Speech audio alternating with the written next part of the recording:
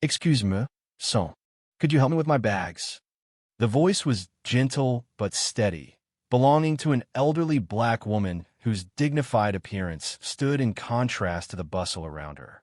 Andre Lewis, 34 years old and sharply dressed in a tailored charcoal suit, heard her just as he caught sight of his gate at the far end of Concourse C.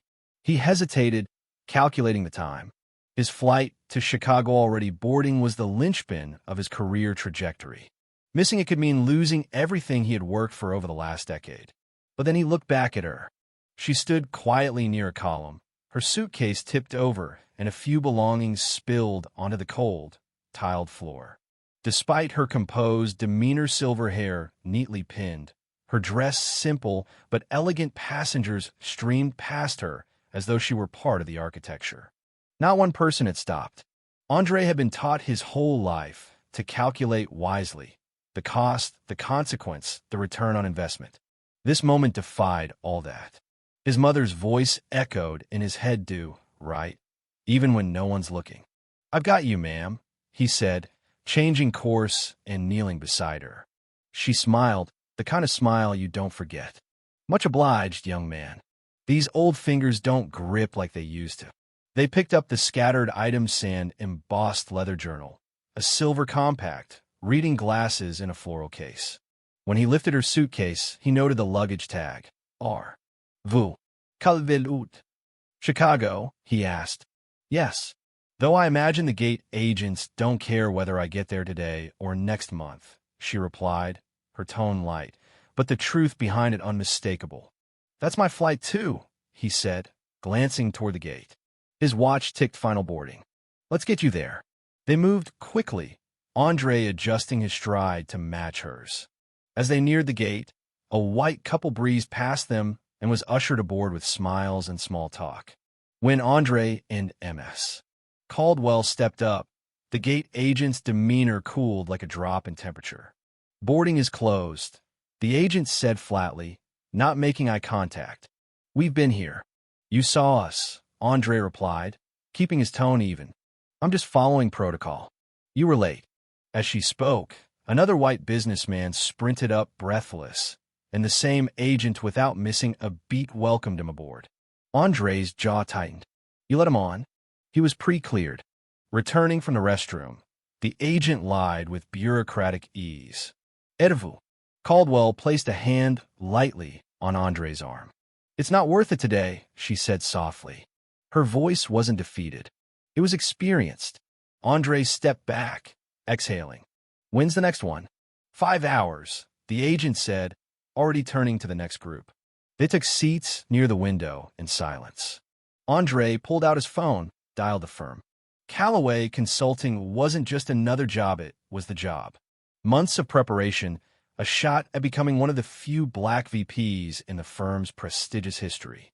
The interview was scheduled in less than 2 hours. He explained the situation, asked if the meeting could be pushed. "I'm sorry," the assistant replied. "Our partners are fully booked. We'll have to move forward with other candidates." Click. Andre sat in stunned silence. "I cost you something dear today, didn't I?" Ms. Caldwell asked gently. He shook his head. "You didn't cost me anything. I made a choice. One I'd make again." They sat in companionable quiet for a moment, watching planes take off into the afternoon sky. "Let me buy you lunch," she offered suddenly. "I'd like to thank you properly." Andre started to decline, but something about her invitation made it feel more like an honor than a gesture. They found a restaurant tucked away near Concourse B.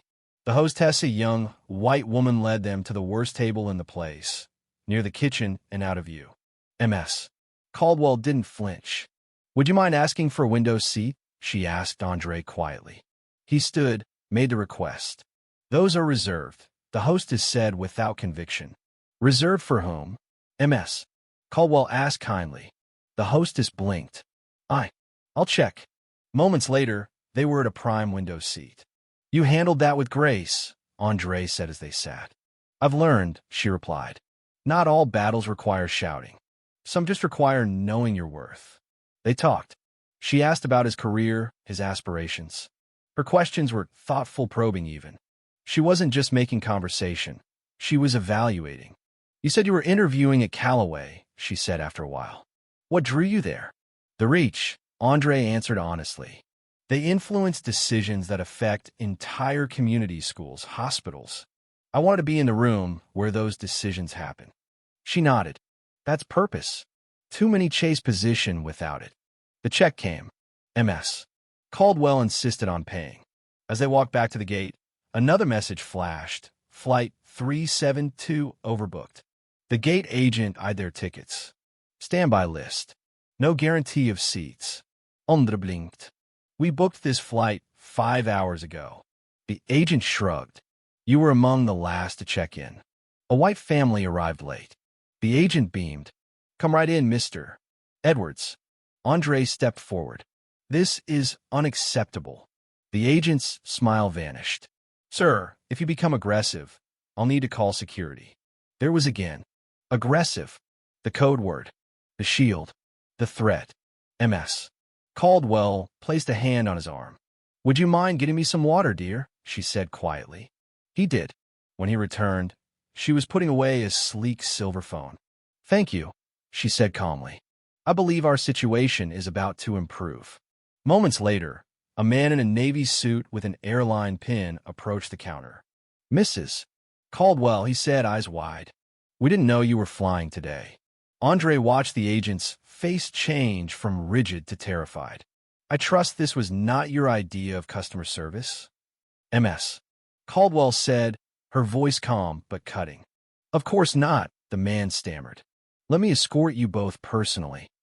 Andre stood there, stunned. What is going on? MS. Caldwell turned to him with a smile. Let's take a walk, Mr. Lewis. They were led to a private lounge. Champagne. Fresh fruit. Apologies. I wasn't entirely forthcoming earlier, she said once they were seated. Oh, Andre managed. I am R.W. Caldwell, founder and principal shareholder of Meridian Air. Andre's mouth fell open. Meridian was one of the top 5 domestic carriers. I fly incognito once a year to see how my company treats people. Today, I saw more than I hoped and less than I should have. You own the airline? I built it, she corrected. Because no one would hire me. She told him her story. Rejected as a pilot in the 60s. Bought her first plane. Served the underserved. Grew the company. I've been invisible in terminals for 50 years, she said. But you saw me. When they landed in Chicago, she led him into a conference room where executives waited, already informed of the day's events. Before we begin, she said, this is Andre Lewis. He doesn't work here. But today, he upheld the very values this airline was founded on. Footage, documentation, evidence of bias. This ends now, she said.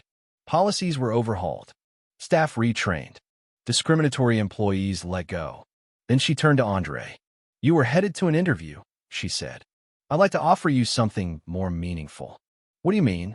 Come work with me, she said. We need someone who remembers what matters when no one's watching. 6 months later, Andre walked through the same terminal where it all began, now wearing an executive pin of his own. He saw an older Asian man struggling with his luggage. Staff passed him by. Andre didn't hesitate. Let me help you with that, sir. Because sometimes the most important decisions don't happen in boardrooms. They happen in airports when you decide to see someone no one else does. And sometimes the flight you miss is exactly the one you needed to.